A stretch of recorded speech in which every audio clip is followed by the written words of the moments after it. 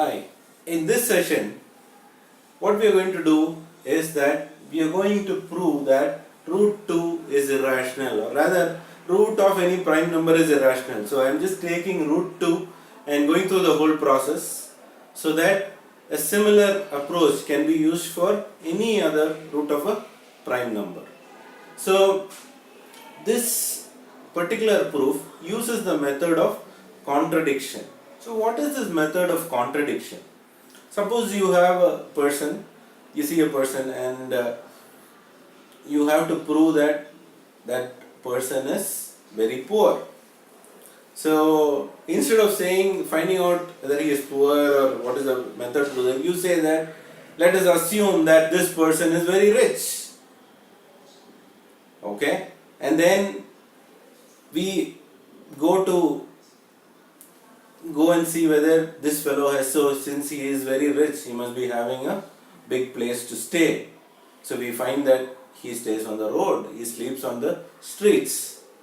And then you think that maybe he has hidden all his wealth away in some bank accounts. You go and search, you don't find any bank accounts.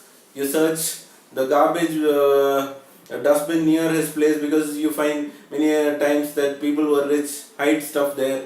You see that in the newspapers, but you find that there's nothing there. And then you find that he can't even eat a square meal a day. He lives on what he has begged. So then, with all this, if this person is begging and doesn't even have an account, then there is something wrong. This means that there is some problem. You are saying that he is rich, but he can't even afford a single meal. So in that case, what do we say? Then our assumption must be wrong and this person must actually be poor. So in a similar method, we are going to prove that root 2 is irrational. So the first thing that you are going to do here is, let us assume that root 2 is rational.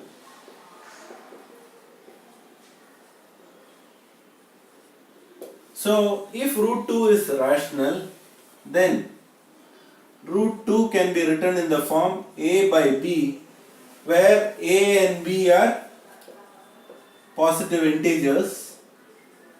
We are saying that let root 2 be in the form a by b, where a and b are positive integers and they are co-prime. What are co-primes?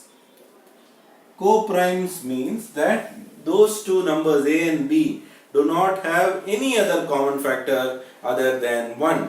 This is very important. You need to keep this in mind. They don't have any other common factor other than 1. That is what we are saying. So root 2 is a by b, where a and b where a and b are positive integers and they are co-primes. So now I can write this as root 2 into b equals a. Now squaring both sides, I get 2b squared equals a squared, or I can write it as b squared equals a squared by 2. What does this mean? This means that a squared is divisible by 2. So if I divide a squared by 2, I get some other value b squared, which is it will be an integer. So now if a squared is divisible by 2, then we know by theorem that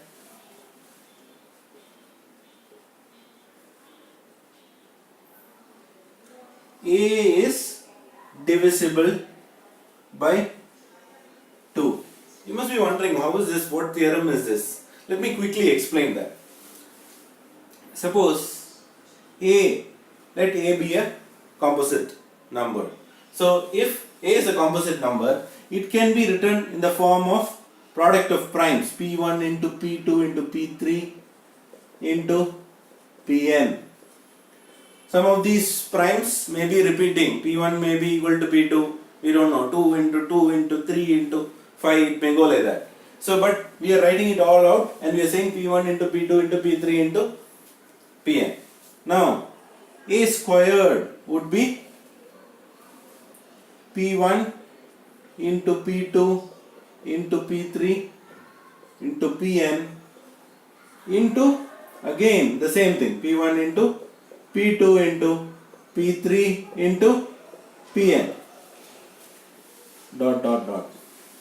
Please don't forget that. Now, if this is the case, if let us say if there is a prime number P, which divides a squared or which is a factor of a squared, then that means a square is divisible by P. That means P must be equal to one of these. Let us say P is equal to P2. Okay, so then a square is divisible by P. Okay, so if a square is divisible by P, now let us take the case of A. A is P1 into P2 into P3 into Pn. If a square is divisible by P, now let us see this. P must be equal to one of these, right? And let us take that P is equal to P2. Then if I divide A by P, that means P is equal to P2, so P2 and P they get cancelled. So A is also divisible by P. So we can say that if, this is a very important theorem that you need to keep in mind, if A squared is divisible by a prime number P, then A is also divisible by P. I want you to know this well, to remember this particular theorem, because we will be using it in proving that a root of a prime number is irrational, and here we are proving root of 2 is irrational. So let's continue with that. I just explained this to make you understand how if a square is divisible by 2, a is also divisible by 2.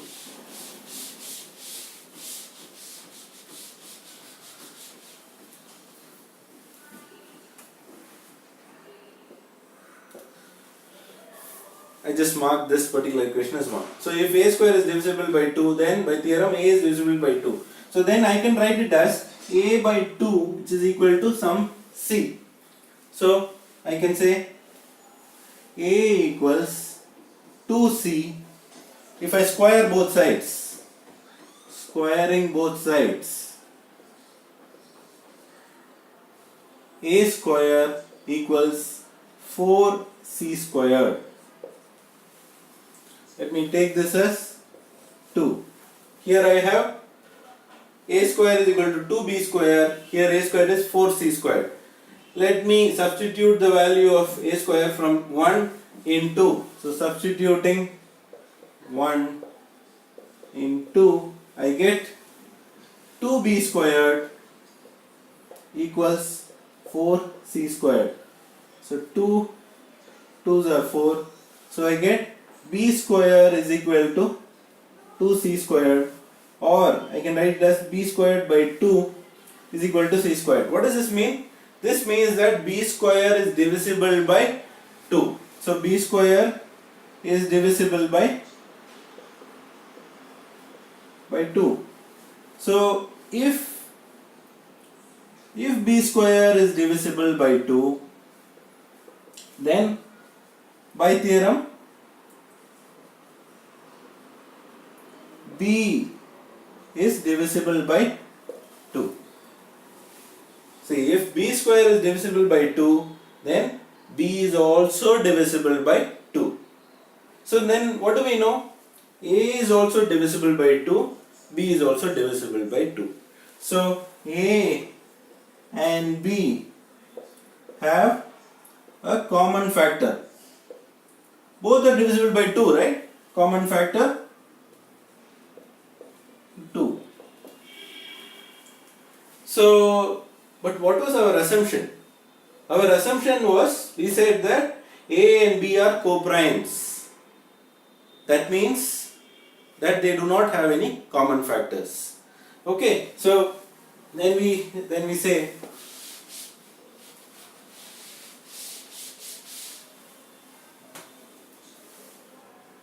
So this, we say this contradicts our assumption